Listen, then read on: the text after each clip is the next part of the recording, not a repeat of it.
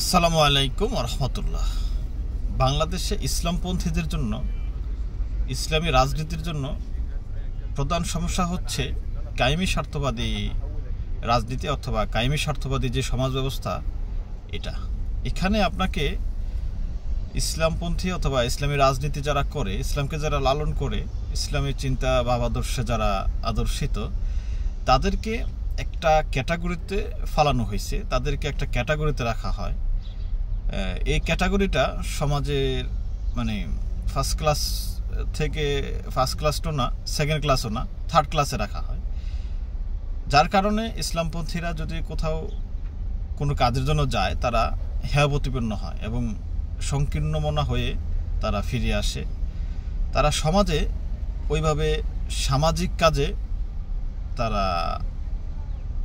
ভূমিকা রাখতে পারে না, তাদের কার্যকারিতা দেখাতে পারে না। এটা শুধু একটা কারণে যে এটা কায়েমি স্বার্থবাদীর যেই অবস্থা, এবং তারা এটাকে এমনভাবে সমাজে প্রেজেন্ট করছে, দেশে, রাষ্ট্রে, যে আপনার থার্ড ক্লাস জায়গাতে রাখাতে আপনাকে যে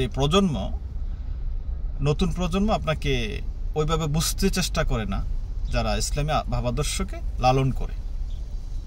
আর যদিও নিজের সাংগঠনিক দায়বদ্ধতা থেকে এবং ব্যক্তিগত অবস্থান থেকে সমাজে এবং দেশে কিছু করা হয়, তাহলে আপনার অবদানকে কখনো স্বীকার করে না, কখনো স্বীকার করবেও না। এবং আপনার যে কণ্ঠকে তারা রুদ্ধ করতে চায়, কণ্ঠকে চেপে রাখতে চায়, আপনার অবদানকে ধামাচাপা দিয়ে রাখতে চায় বিভিন্ন অ্যাঙ্গেল থেকে, বিভিন্নভাবে। এটা একমাত্র কারণ হয়েছে যে কায়েমি স্বার্থবাদীরা এখানে ইসলামপন্থী কোন শক্তি মাথাচাড়া দিয়ে উঠবে, এটা তারা সহ্য করবে না, এটা তারা কখনো বরদাস্ত করবে না। কারণ হচ্ছে আপনার ইসলামী রাজনৈতিক অথবা ইসলামপন্থী কোনো শক্তি যদি সমাজে মাথাচাড়া দিয়ে ওঠে অথবা সমাজে প্রাধান্য পায়, তাহলে তাদের যে কায়েমি স্বার্থের জন্য তারা যেই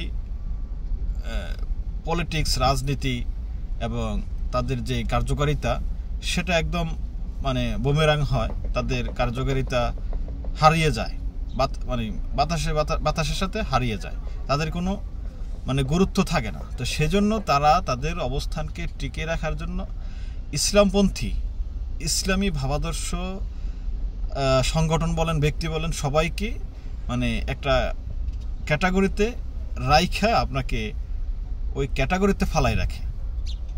এই যে অবস্থা, এই অবস্থা থেকে যদি ইসলামপন্থীরা না বের হয়ে আসতে পারে এবং ওই ক্যাটাগরিতে থাইকা, থার্ড ক্লাস ক্যাটাগরিতে থাইকা যদি নিজের পরিচয় ভুলে গিয়া গোলামি এবং দাসত্বকে যদি বেছে নেয়, তাহলে কোনোদিন ইসলামপন্থী শক্তি এবং ইসলামী পরিপূর্ণ যে ভাবধারা, সেটা সমাজ এবং দেশে কখনো ফিরে আসবে না।